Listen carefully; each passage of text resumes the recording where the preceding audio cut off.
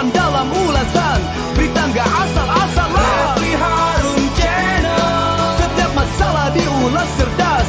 Ini channel memang keren cerdas. Subscribe, like, comment, and share. Jangan lupa nyalakan loncengnya. Subscribe, like, comment, and share. Keren cerdas jiwaku. Subscribe, like, comment, and share. Keren cadas.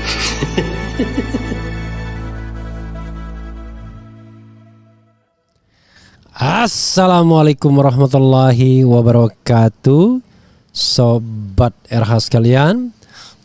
Jumpa lagi kita di channel yang keren ini, Keren Cadas ya, Sobat RH sekalian. Coba kita lihat ya. Ini ada berita misalnya, jual senjata ke KKB Papua, 2 oknum polisi ditangkap. Coba bayangkan dari mana itu KKB Papua mendapatkan senjata ya. Kalau tidak dari orang yang menguasai senjata di dalam negeri sendiri. Siapa itu ya? Salah satunya 2 oknum ini ya. Oke, Sobat era sekalian, coba kita bacakan soal yang terkait dengan somasi KPU daerah ke KPU pusat. Bayangkan struktur bawah mensomasi KPU pusat ya, karena dianggap melakukan kecurangan dan perintah untuk melakukan kecurangan. Coba kita bacakan ya. Oke. Anggota Kompas.com ya, anggota KPU daerah layangkan somasi ke KPU pusat menduga ada kecurangan. Oke. Jakarta Kompas.com, anggota Komisi Pemilihan Umum KPU daerah melalui kuasa hukum dan Temis Indonesia dari Temis Indonesia dan Amar Law Firm melayangkan surat somasi kepada Komisi Pemilihan Umum KPU RI pada Selasa. Kuasa hukum dari Temis Indonesia Law Firm, Ibnu Samsu Hidayat, mengatakan somasi dilayangkan karena adanya dugaan kecurangan, manipulasi data dan pelanggaran hukum dalam proses verifikasi faktual partai politik calon peserta pemilu 2024 oleh KPU RI. Kecurangan ini diduga dilakukan oleh anggota dan pejabat KPU RI serta anggota dan pejabat KPU provinsi, kabupaten, kota. Kecurangan yang dilakukan berupa praktik mengubah data partai politik dalam sistem informasi SIPOL dan mengubah status tak memenuhi syarat TMS menjadi memenuhi syarat MS untuk sejumlah partai politik. Kami bergabung untuk menemani teman-teman yang ada di daerah. Ada beberapa teman-teman dari daerah dan KPU, baik komisioner maupun pegawai teknis yang kami temani, yang pada kesempatan pagi hari ini kami mengirimkan somasi kepada KPU RI, kata Ibnu saat ditemui di gedung KPU RI. Ibnu mengungkapkan somasi dilakukan setelah ia menerima aduan atau laporan dari berbagai anggota atau ketua komisioner KPU di daerah dan pegawai teknis KPU terkait kecurangan tersebut. Laporan serupa diterima oleh Amar Law Firm dan Public Interest Law Office. Dengan demikian, laporan dugaan kecurangan diterima dari beragam provinsi. Artinya bukan hanya satu daerah, tetapi ada beberapa daerah yang menghubungi kami dan kami temani sampai saat ini, ujar Ibnu. Ibnu merinci ada 3 partai baru yang diduga lolos dengan praktik curang. Partai baru tersebut belum memiliki kursi di DPR, yaitu Partai Gelora, Partai Garuda, dan Partai Kebangkitan Nusantara PKN. Ada dugaan kami, Partai Gelora kami duga juga terjadi kecurangan, kemudian Partai Garuda dan PKN itu menduga terjadi kecurangan, kata Ibnu ya, diduga ya, asas praduga tak bersalah. Selain mengubah TMS menjadi MS, pihak pelapor juga menyampaikan menerima intimidasi dalam dugaan praktik kecurangan dan manipulasi data tersebut. Berdasarkan cerita dari teman-teman juga, adanya sebuah dugaan intimidasi dari KPU pusat kepada teman-teman di daerah, kepada KPU di provinsi maupun di daerah untuk melakukan hal itu, ujar Ibnu. Sebelumnya, dugaan kecurangan dalam KPU RI juga disampaikan oleh Ketua Forum Informasi dan Komunikasi Organisasi Non-Pemerintah FIK Ornop, Samsang Syamsir. Dugaan kecurangan ini tak lepas dari kerja-kerja KPU yang dianggap tidak transparan soal data. Sebagai informasi, data-data syarat keanggotaan parpol yang diverifikasi KPU dihimpun lewat Sistem Informasi Partai atau SIPOL. Samsung mengatakan ketertutupan data ini diklaim demi perlindungan data pribadi, tetapi menurutnya bukan hanya data yang tidak transparan, melainkan juga proses verifikasi yang dilakukan KPU. Ini semakin menimbulkan banyak keresahan di kita dan spekulasi yang bermunculan. Bisa saja ada partai yang memenuhi syarat tapi tidak diloloskan dan sebaliknya. Kami anggap selain data tertutup, proses juga tertutup, kata Samsung dalam jumpa pers virtual Minggu ya. Kemudian itu ya. Ya, sahabat era sekalian, itu yang diungkapkan ya oleh KPU daerah dengan menyampaikan somasi ya atau teguran kepada KPU pusat, dan teguran tersebut tentu tidak hanya sekedar teguran, ada dua dimensi yang bisa, tiga ya. Ada dimensi pidananya kalau memang itu kecurangan, ada dimensi etiknya karena pidana pasti etik kan, dan kemudian ada dimensi teknisnya, bagaimana pemulihan orang yang dicurangi, orang yang dinyatakan lolos tapi tidak lolos, demikian pula sebaliknya. Ini persoalan yang menurut saya harus diklarifikasi oleh Bawaslu. Nah, pertanyaannya adalah begini, kalau partai umat misalnya yang diduga dia curangi dalam proses verifikasi faktual dan barangkali merugikan yang bersangkutan, mungkin yang bersangkutan harusnya lolos dinyatakan tidak lolos atau bagaimana, mereka sudah mengadu ke Badan Pengawas Pemilu. Tapi bagaimana dengan partai yang sebaliknya, yang diduga tidak lolos tapi diloloskan? Tidak mungkin kan partai yang bersangkutan kemudian mengajukan gugatan atau permohonan ke Badan Pengawas Pemilu. Nah, ini harus masyarakat sendiri yang mengadukan ini. Tapi persoalannya adalah bagaimana prosesnya, ya kan? Apakah kemudian masyarakat itu bisa mengajukan permohonan untuk pembatalan? Ya harusnya bisa. Paling tidak partai politik lain ya punya kepentingan, harusnya bisa. Atau pemantau pemilu harusnya bisa.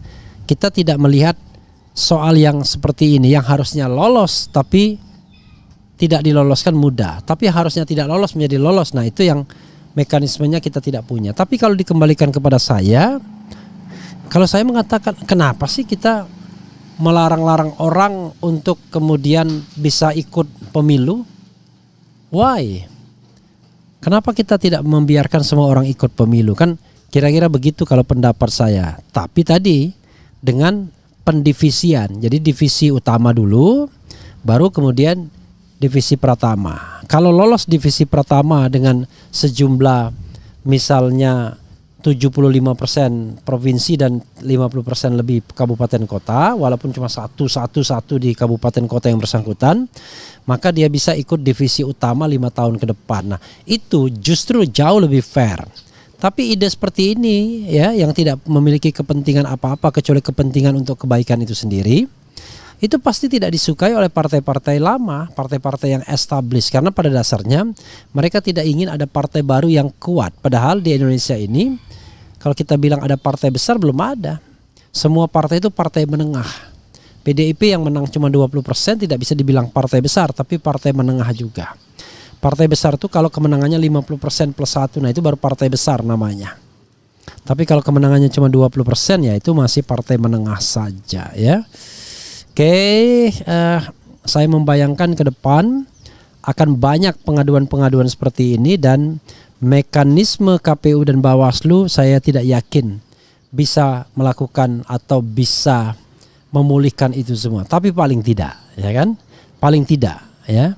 Kita harapkan paling tidak ada sikap independen, ya, integritas dan keberanian KPU dan Bawaslu untuk menegakkan aturan selurus-lurusnya sebenar-benarnya. Jadi kalau mereka misalnya betul-betul menemukan ada ketidakbenaran, ya harus berani mengoreksi. Misalnya keputusan KPU yang membenarkan atau meloloskan, kalau memang tidak benar ya harus berani dikoreksi. Demikian juga sebaliknya, yang lolos jadi tidak diloloskan harus berani mengkoreksinya. Sobat era sekalian, mudah-mudahan ya sobat era sekalian tidak berputus asa terhadap proses pemilu ke depan dan tetap menganggap bahwa pemilu adalah sarana paling sah dan demokratis bagi pergantian kepemimpinan. Tetapi kita sama-sama harus berupaya sekeras-kerasnya untuk memastikan bahwa pemilu itu berlangsung jujur dan adil, dan kalau akhirnya tidak, ya sudah, itu di luar kemampuan dan kekuasaan kita. Tapi paling tidak sebagai insan yang bertanggung jawab baik kepada negara, nusa bangsa dan maupun agama, kepada Allah Subhanahu wa taala, maka ya kita harus berpartisipasi untuk mengawal pemilu yang jujur dan adil ini ya. Tentu salah satunya dengan memberikan masukan, kritik ya, pendapat, perspektif, persepsi dan lain sebagainya. Oke. Coba kita bacakan komentar Sobat RH terkait dengan hal ini ya. Oke, lawan kecurangan. Perkiraan saya somasi ini nantinya akan diterima dan diproses sanksi, dan laporan itu nantinya jadi alasan kuat untuk menunda pemilu dengan alasan penyelenggara terbukti curang. Nah, inilah seperti kita maju kene, mundur kene ya. Bagian dari upaya penundaan pemilu.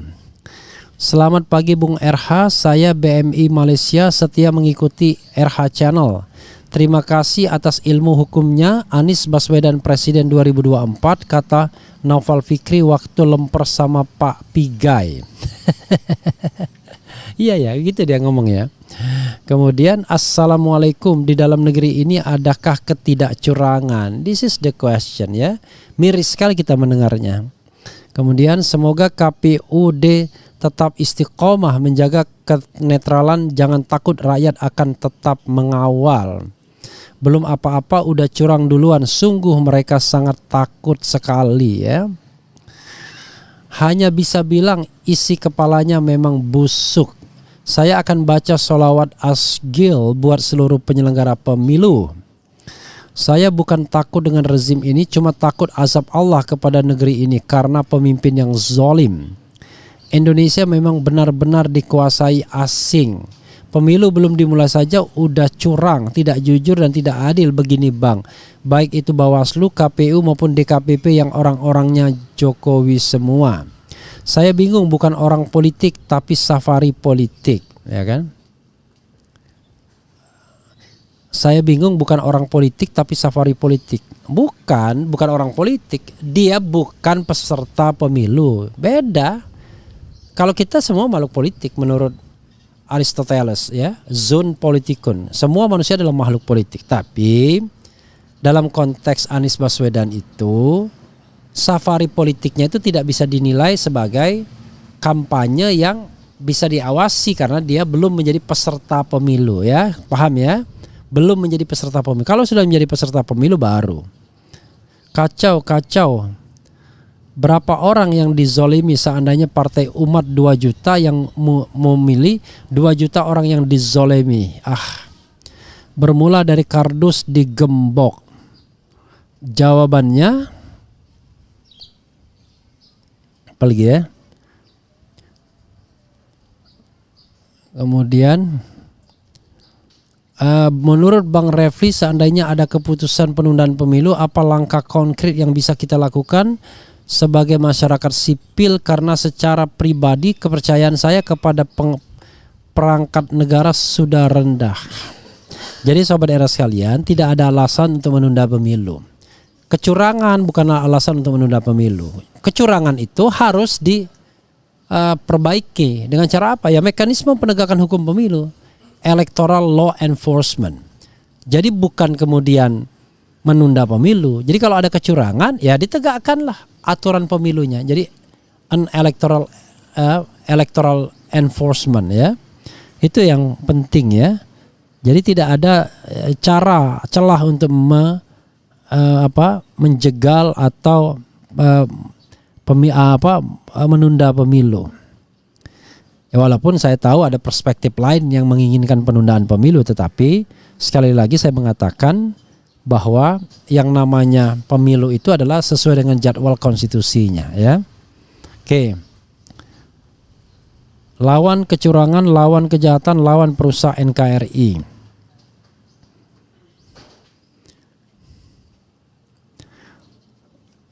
Strateginya ada dua. Kalau gagal menjegal Anies, maka strategi selanjutnya minta perpanjangan masa jabatan dan 3 periode. Ini apalagi ya? KPU dan Bawaslu harus tetap menjaga netralitas. Ya memang.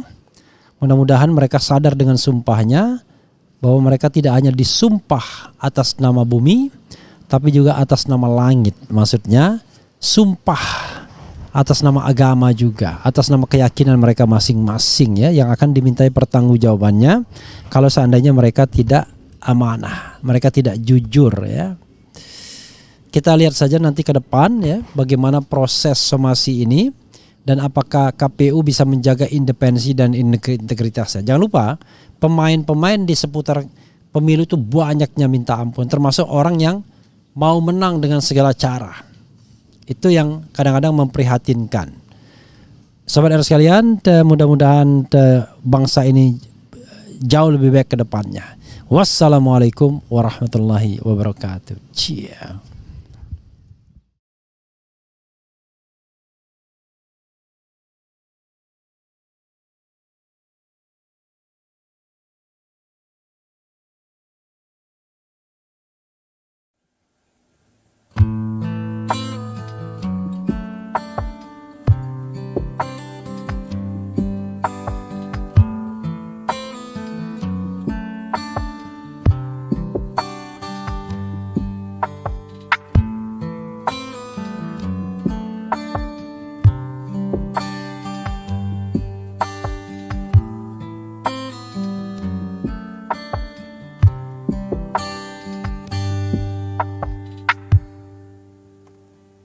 Tak pernah terpikir oleh otak liarku untuk mencintaimu sampai aku mati.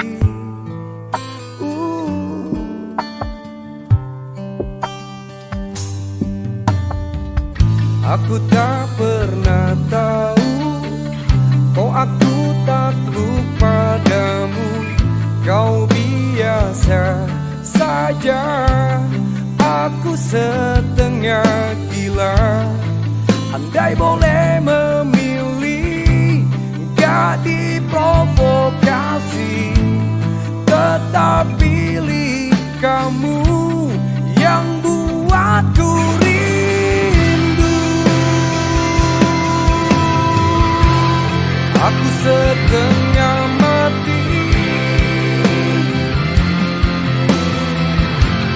melawan semua opini. Kau pantas dicintai, aku tak peduli.